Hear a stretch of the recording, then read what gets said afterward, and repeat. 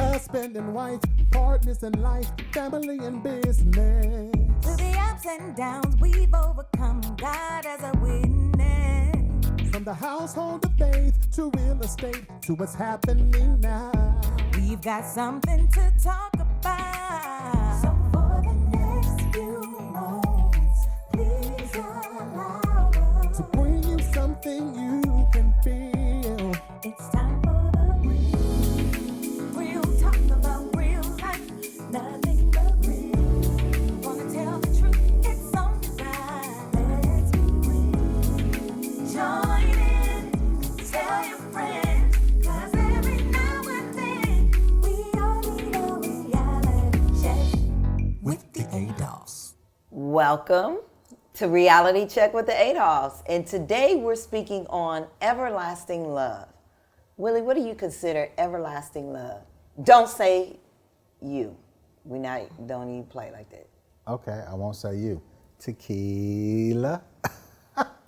So everlasting love is basically something or someone that you have grown to love, to cherish, but not just as a person, but as a true friend.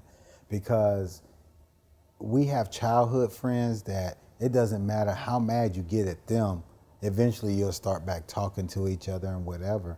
So with everlasting love, when you're with someone at that same capacity and, and even at that same respect, because even though you're mad at them, you'll get over it and then you can move forward and you don't hold nothing against them. So with my definition of everlasting love is similar. It's, yes, are we going to always be happy? No. Are we going to bump heads? No, but that's what makes everybody stronger is because during our time, we learn to bump heads to learn more about each other. Because as you grow, you change. How I met you 20 plus years ago, you don't like the same thing. So I can't treat you with the same thing, but I can treat you the same way. That means getting to know who you are. So when things are going and I'm giving and you're like, I know I need to figure out what's going to get your attention, what's going to make you smile, what's going to make you just do that little shiver. And those... Say the word bathroom. No. Say it. No. Say it. You're nasty. Say it. No. Say it. Bathroom. I shiver. I love when he says, say it again. No. Bathroom. Ooh, that shivers. I think everlasting love is, it's a different type of love. It's a love that you share with one person. Like, I agree with you no matter what. And it's weird because everyone always say, you can't be that happy, or what if this happens, what if that happens. I know there was a rift in our marriage, but through all of that, and how we like really were at each other. But the funny thing is, I never slept outside of the house. I've never slept outside of our room, but we were like separate on the side of the bed. We didn't make sure we touched. But then we went through counseling and we realized, certain things on communication and all of that. And I think that rift made us stronger to keep our everlasting love. Well, it's almost like a muscle. When you work out a muscle, as you're working it out, you're going to tear ligaments. You're going to tear your muscle. And that doesn't mean it doesn't work no more. When it's healed and it comes back bigger and stronger. And that's something that we've done. We've been going through all the tears and getting refined and reestablished. And that's where some people give up because they don't like that pain. So when they go through the pain, they stop working out. So what happens when you stop working out? You don't gain muscle. Mm-hmm. But when you fight through it and you continue to grow through it, then it grows and it gets stronger. And I believe that's where we are. We've grown and got stronger because that muscle has time to heal and get stronger and really just connect again. Yeah, and I think it's a strong thing that giving back our lives back to Christ, that was a stronghold too. learning that we're not by ourselves, Right. learning that we had to really put God in it and talk to Him. In the beginning of our marriage, I had a book that that I would read. It was given to me by a church member, The Power of the Praying Wife. Power to praying, right? And I used to read that and realize that it wasn't that you were not right. It was I had to be fixed and be right and know my place. And I think with people getting married, there's such a division or expectations of what people have that when they can't meet those expectations, that it becomes a problem in the marriage. All right, and I agree, but you know, on the same side of that, as a husband, you know, we're supposed to lead. We're supposed to set the right example. And, you know, at points in my life, I wasn't leading. I wasn't setting the right example. So the outcome, everything, as I tell, you know, our kids, I tell anybody, everything has consequences, either good or bad, depending on what you do in life. Because you could do something and that consequence can come back years later. It can come back months later. It can be next week. But it can come back the way you put it out there. If I'm going out there doing what I want to do whenever I feel like it, the consequences are growing and it's going to come back and I may not like it. But if I go out there, put God first, lead my household, lead with strong faith, then of course the outcome of that, the consequence of that is going to come back better. Yeah, and I appreciate that because even with that second hurdle, you were the one that propelled us into Christ and getting back into church and all of those things. So I admire that. I mean, just real talk. That was one of the things that I needed you to step up because I felt I was doing everything. And I understand, and because at that time it was a dark moment in my life because I've never been there. Yeah. So, and never really opened up and was never able to share it because I didn't know what to do, how to do it, what's going to be the outcome. And once I kind of put myself back together with God's help, I was able to say, hey, you know what? I messed up. And it's okay to say I messed up. Ask for forgiveness and move on. You know, people feel that when you ask for forgiveness, you have to forget. It's not the point of forgetting, it's learning from it. Mm-hmm. And that's all basically what it is. It's a lesson to be learned. Because you made a mistake, this was the outcome. I know when I was small, you put your hand in that fire, woo, it got hot. I bet you how many times I put my hand back in that fire? Not too many times. Not too many times. Because you already did it twice, knowing you and how your children are. y'all like to maybe get hit twice on the hand. Well, the flame was orange this day. It was blue the other day, so might I not could say hurt it was hot. this time. Well, we're excited about today's show. We have two guest couples that I felt they have everlasting love. One met in high school, and another couple, they met kind of in the midlife, and they've been together for some years. So we're going to hear their stories, Pastor Carroll's, and also with Team Sims. Yes, we just, you know, everybody has the trials, everybody has the troubles. It's what makes a marriage work is how you finish it. Starting is easy, finishing is hard. How you get that everlasting love.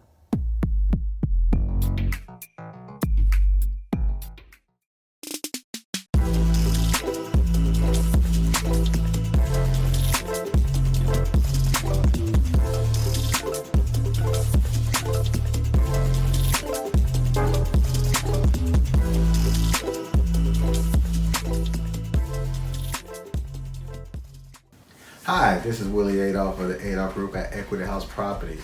I'm here today to talk to you about home purchasing.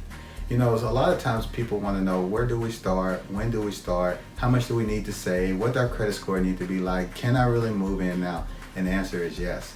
The thing is that you want to get pre-approved first before you even go house shopping, because what you wouldn't want to happen is that you find the perfect home, but the bank won't qualify you for your mortgage. So always get pre-approved first. So find a good lender, which we are having a lot of resources for you on that. Second, you want to make sure that anything that's on your credit, if it's something that you can work with, let's work with it, because everything on your credit, it depends on what it is for each mortgage company. And third, once you get that pre-approval, now it's time to go house shopping. Now, Willie, what about the money, the down payment and things like that? Well, they have a lot of programs that's out there. So based on your credit will depend on the down payment assistance that you can receive. But we do have a lot of resources and a lot of things that can help you. And everyone with the Adolphs group will hold you by your hand and walk you through the whole process. So you can contact us at www.theadolphsgroup.com or 281-451-7087. And remember, when you have will, you have a way.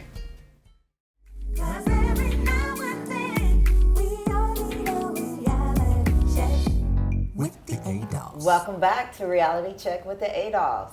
And I'm so excited. We have an amazing couple, native Houstonians, pastors, high school sweethearts.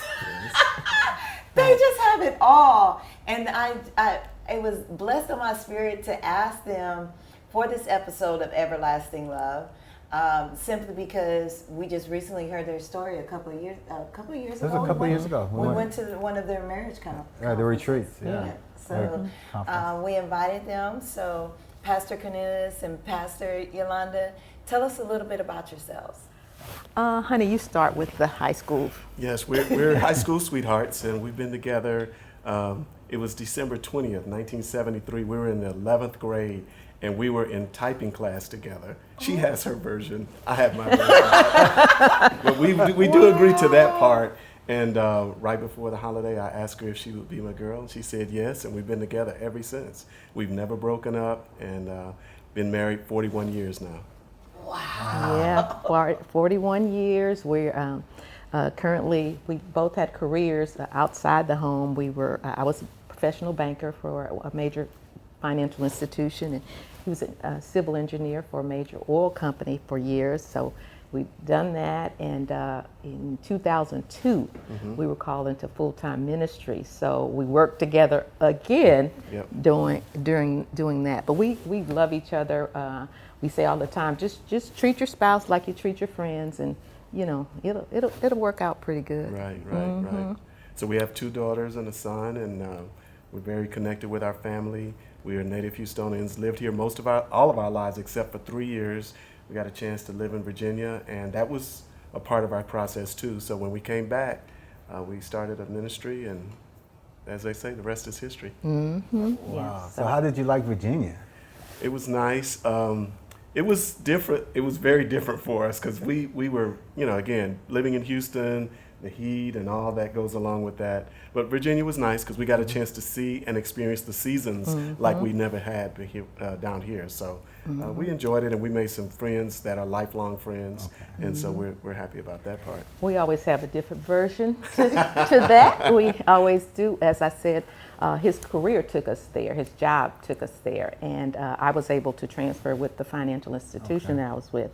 However, we had never been to the Hampton Roads area before we moved there. So he accepted the job, we moved there, and it was totally culture shock for everything. It was, we come from Houston, flat, we talk slow, we move slow, we do things, and then Virginia was cold and it was snow, and they had 4 seasons, and then we were living in corporate housing and didn't know anybody, and the food was, totally different.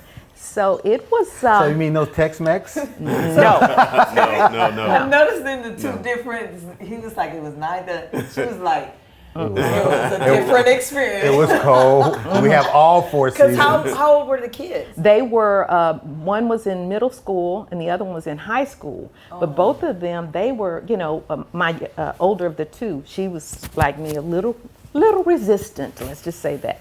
The other one, she's like her dad, and just outgoing, and I was home and I was like, I don't have my friends, and I don't have my car, and I don't have anything, and it gets dark at 4:30, and you just, and Shannon was like, Mom, what's the problem? Just go up to somebody and say, hi, my name is Shannon, do you want to be friends? Right, That's all you right. have to do. I'm like, I don't want to say that. I want to go back home.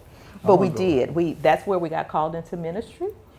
We did make some amazing friends. Cornelius, his best friend, Bishop, is also our covering, but they are literally brothers. And again, our girls made tremendous friends that they were in each other's weddings, and now Cornelius' daughter was in one of her best friend's weddings. So it was a lot of good things came out of it. However, I still don't eat coleslaw on my barbecue. Right. Really? I still don't. That's the best part. Oh, no. No, we're going to do it the Texas way. Well, so when you get called to ministry, there's so many different types of ministries out there. Right. What ministry did God call for you to start? I'll say a little bit, and then of course, because of course our versions are going to be a little different. But we actually pastor a church. We pastor a non-denominational Christian church in Clear Lake City area, and we focus on building strong godly families through the principles of love, excellence, and integrity. And integrity, that's a lost art now. So we focus on that, and we also know you attract what you are, and because we're a young black couple, oftentimes with families and with pets, so we actually attract families, couples, with people with pets, right? Right. And so also before we even started in ministry, we had been working with couples even before that time, and just really pouring into couples. It was unofficial, but people would come over and say, we need to talk to y'all. We need to ask y'all some questions. And so that was something that has always followed us, is working with couples and trying to pour into couples. We are very, very strong marriage advocates. We believe that God's plan for marriage, we want to fight for our marriages, and we want to help people utilize the tools that are available to make marriages strong. And that's kind of how we met you guys. That's it. Right. So tell us a little bit about SIFT. SIFT. It's Tell SIFT. us what that means. SIFT, C-I-F-T, it's the acronyms, and it stands for communication, intimacy, finance, and trust. And so those four acronyms are the key components to having a successful relationship. And so at any point in relationship, one or two or sometimes more of those will be a growth area. And so that's usually our core principles that we teach to couples. And then we also believe that anything that has been misaligned can be realigned.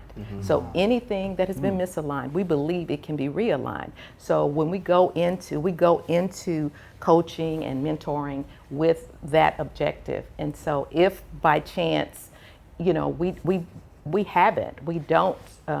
believe in taking deal breakers off the table. Right. So, a lot of times with marriage, infidelity or legal things become a issue. If that happens, then we're out. And certainly the Bible does give you an out if there is infidelity or if there are some things, but it does not mean that you have to get a divorce. Right. And so we usually we do try to focus on those things. And you have to be willing to put the work in, right? Yeah. Watch your time, babe. People think it's fairy tale, so we just have to encourage people to put the work in. Yeah, because that's what a lot of people think. Oh, you can't be that happy. That I don't understand. So when you did introduce yourself, you said that y'all never had a break apart. No. So We've been together. what are some tips you can give for everlasting love? I think one thing I'll add, and I'll move the floor for my husband. But one of the things I think is we have to have a signal or a code or something to take a time out. And if that's, you turn on a purple light in the living room that says, give me a minute, or whatever, a code word, there's a word that my mom, this story my mom told years ago, but there's a word I use when I feel like you don't hear me or you're missing an important point, and the word is actually watermelon. And so, you know, we talking or we're not talking, and I'll just, watermelon. And he's like, And then I know I need to perk up. I need to pay attention that I just missed something that I should not have missed. So, identifying time out, and then also I think you want us to talk about grace just yes, a little bit. And that was exactly what was on our minds. We have to have grace for our mates because we are the same team. We're Team Carroll, and so you know, for instance, even in arguments, people feel like they got to win. But when we have Warm Fellowship, we look for win-win so that I'm not winning and she's losing because the team is still losing. So you have to have grace for your mate because none of us are perfect and we all have something we can become better. Man, that's amazing. We really appreciate those tips because, you know, as people are, especially now in this COVID season, Sure. we're together more. Absolutely. yes. Now you're forced to either like each other, Absolutely. learn each other, Yeah. and love each other. Absolutely. So you definitely got to. It's a great thing, and we loved your conference. It was amazing, and if you have never been to a conference, I tell you, please go. Amen. It's mind blowing. What's the name of your church and your website? We're at Abundant Love Christian Center in Houston. Well, it's in Webster, Texas, and you can reach us at, what is the AbundantLoveCC.org, and that's our website. You can go to the Abundant Love Facebook page, and you can catch us there. So we would love to have people check us out. We have our worship on, every week on 10 o'clock on Sundays, and you can catch us there. And then we also are available on all social media outlets to, for couples coaching and mentoring. So we're available that way. And my husband will have a book coming out next month. So be on the watch for that as well. Awesome. That's great. Thank you, Team Carroll, for coming on. We admire y'all. We respect y'all. We appreciate your time. And best believe we will be inviting you again. Thank you. Thank To you. pull some nuggets from you. And when we get back from commercial, we have another couple showcasing everlasting love.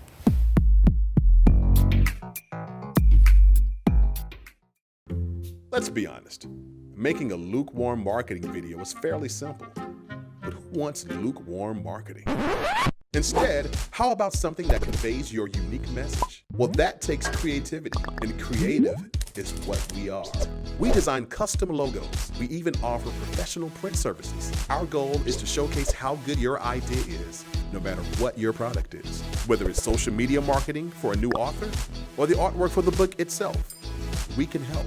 If you've created a new app and need a TV commercial to show it to the world, we can help. Now they're Stork Advisor. If you're a photographer trying to show off your work in a unique way, we can help.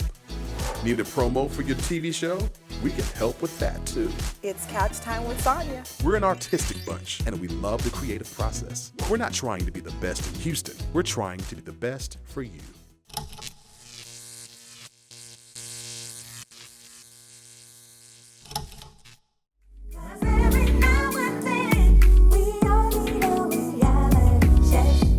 With the Adolphs. Welcome back to Reality Check with the Adolphs. And we're super excited to have some very close friends with us today, Eric and Pamela Sims. Now, this episode is called Everlasting Love. And typically, that first thing that comes to your mind is your partner that you will have everlasting. and believe me, Pam has had her everlasting love with Eric. Yes. Okay. Tell us a little bit about yourselves. How long have y'all been married and how did you meet? I'll give my wife first dibs. She's more accurate with the dates. So are there different versions? That too. Okay. Yeah, That different too. versions. But I'll let her present her version, then I'll come in with my version. But we've been married for 21 years. And he worked at the time when we met, he worked for Cooper Cameron. I worked for Parker Hannafin, both oil field. I was their supplier. Yes. And I'd had my series of horrible relationships and decided to let go and let God. And I ended up quitting my job working for Parker Hannafin. And when I started there, he was a disgruntled employee, customer that called my boss. I had a right. And he chewed him out real good. And so my boss, red as a crawfish, came and threw me his PO and said, listen, this guy's calling from Cooper Cameron. I need you to track down these parts for him and let him know we'll ship it to them, UPS Red, we'll take the charges. So I'm thinking, okay, how can I deal with this guy? Because I was already warned he's hot. Find a middle ground. Okay, so I'll call him and I'll try to problem solve while I have him on the phone. Well, in that, we discovered that his family and my family are from the same state. And so we found those little things in common. Of course, I got his parts to him, UPS Red, and from there, a friendship blossomed because we both made it clear we weren't looking for relationships. I was that independent woman. Can't a man tell me nothing? I don't need a man for nothing. Type of person, and he was vice versa, the same way. And so I needed someone to make me laugh, and God knew that. I had a list of what I wanted in a husband, but God laughed at that list and said, I know what you need. So he gave me a man that could make me laugh, and he was, it was comfortable. It was, what I loved about him is what you see is what you get. Exactly. So there was no facade. Yes. That was there. And so, like I said, he made me laugh. He made me feel safe. He made me feel loved. And we just bloomed from there. He gave his life to Christ that October. We got engaged in November. And then we got married the following April. Wow. So That's less than a year. way less than a year. Quick. And I wasn't even drinking then. But And it's so funny because I was at work. anyway. It was so funny as I was at work and I was talking to him on the phone. And just like you could hear my voice now, I heard this little voice say, that's your husband. I say, Satan, I rebuke you in the name of Jesus. I'm not going through this again. I refuse. But here we are. Yeah. That's the story. I mean, I was, at the time, I was goal oriented. I was oil and gas, make as much money as you can, single. I wasn't really looking for a relationship. When you worked for Cooper Cameron in Houston, you was big money. I was big money. Even though I was in a little town called Liberty. I was like, oh. But, I was, like she said, I wasn't remotely looking for a relationship. I was looking just goal oriented. And when I talked to her, we hit it off pretty well. I still was a little hot under the collar about it. Then she invited me out to the company for a little dinner, a little lunch, and kind of cooled me down, and we got to talking, and yeah, she's pretty nice, and it just kind of went from there. I didn't know we would bloom into a full marriage, but it worked out well. 21 years later, I'm happy. I'm very content. I'm docile. A lot. Because I was a pistol back then. I was a pistol. And, being 29 and still single, what you expect, in my own ways and, kind of just driven.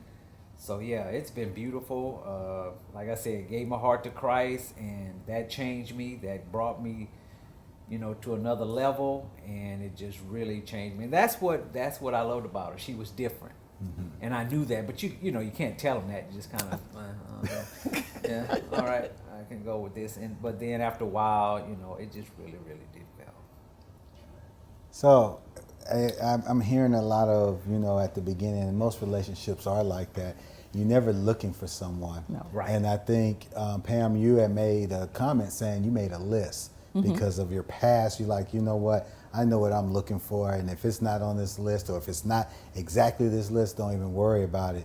Eric, and I'm hearing, look, I'm mad. I ain't trying to look for no woman. Right. But then, God has different ways of intervening, of making sure, because instead of that manager actually stepping in and taking over and doing, what managers usually do, he passed it off. Yes. So it was basically saying, God was like, hey, here's your goal. So it's beautiful that, you two did that, and hearing the story about how y'all met and how things like that. Because we're similar, but it's funny. But I think, when I look at you two, I think of us. Mm-hmm. And it's kind of just like, except for the oil and gas part, we didn't do that part. But we just wanted to make sure, are you guys still in the oil and gas now? No, I own my own business, Swedish Treats. Love doing it. Been doing it for over 10 years now. Delicious cakes. But what I love about God is we believe in moving in seasons, following the season. And so I know that my season with Sweetest Treats is coming to a close. And my husband and I are in the process of starting a business. We've always wanted to work together, but we have kids. And so our kids are grown now. But we're going to start our own ministry. We, come up with a name, and as well as getting into real estate, having an opportunity to work with you guys. Yes, but we're looking forward to my season with baking is over, but it's coming to a close, but we're going into a new season where I believe that God has for us as a couple. Together. That's awesome. That's always been our goal. When we got married, we just had that same sync. We're going to work together in our business. We didn't really know what it was going to be.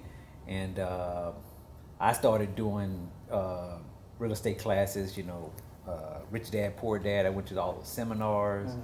I read all the books because I was really interested. You see those shows, Flip This House, and you're like, oh man, that's something I like to do. So, and in school, I was into architects, so that was sort of something. You have the eye for it. Yeah.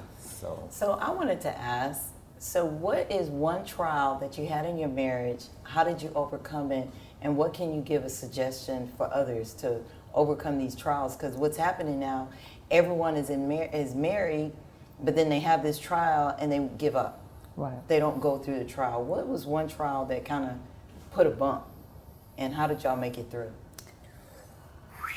There were many. Yeah, there were many. There were many. I think the one because I got you. When you're single, you go through your trials and it's just you. Right. Yeah. You go through. But you have someone else to consider. Nobody to consider. But with this, we've had many. Which one you want to talk about? I think one of the hardest was our daughter. Yes. When we went to the doctor and I think my fluid was amniotic fluid was abnormal. Yeah, abnormal. And so they suggested we abort her. Yes. Because gave us a list of things that would be wrong. And so I fell apart. He came and met me at my mom's house, and as a family, my mom, you all know her, was a minister, but she prayed. She laid her hands on my stomach and prayed, and we went through the pregnancy standing on the word. He was a huge cheerleader and whatnot, and so by the time birth came around, we have a perfectly normal baby girl. Yeah. So I think what we learned in that was, I think for me, was the threefold cord. Because when you get married, they talk about the threefold cord that's never broken. It's between you, God, your spouse. Mm-hmm. And we learned to really hold on to that cord and hold on to Christ and what He's given us. Yes. And that would be, for me as a new creature in Christ, that was a trial for me. Yeah. I definitely can see that. And, and it's good that, when people are going through tough situations, you guys didn't listen to the first advice. Right. You actually put it in God's hands. Yes. Yeah. And a lot of people, especially now with the coronas making people together, we're going through different trials because people get married and have their own careers, but now your career is where? Right. At home. Yeah. Because now you have to work for home. But we're really. Or if you do somebody has working from home, and some people are still out there. The essential workers are still out there, and we pray for them because they have to go out there and then still come home to their spouse. Mm-hmm. Yes. Yeah. Well, we really, really appreciate you guys, coming on and all the good things. And I love your cakes. I'm gonna just let you know I love them. And I always be like, okay, we got to find a reason to get one. I'm glad you enjoy it. It's going to be very sad with the new season, but what we do understand that you have to know when to change and shift. Yeah. And you got to be ready to take that faith. Exactly. As entrepreneurs, Willie and I have been working together for over 20 years. So we had nothing but faith in God to pay the bills, to take care of the children. Yes. So we admire you in that, and we pray many blessing and abundance on this new venture that you guys have. Thank you so much. All right, guys. Thank you for watching this episode of Everlasting Love. We had a couple of couples. You heard Willie and I's story. But we want to encourage you to believe in love, believe in everlasting love. And it is real to really, truly love your best friend. Yes. It really is. And just make sure that you fight for what you want. You know, you fight for everything else. Why not fight for your love? Yes. All right, guys. See you soon. Bye. Husband and wife, partners in life, family and business. Through the ups and downs, we've overcome. God as a witness. From the household of faith to real estate to what's happening now. We've got something to talk about.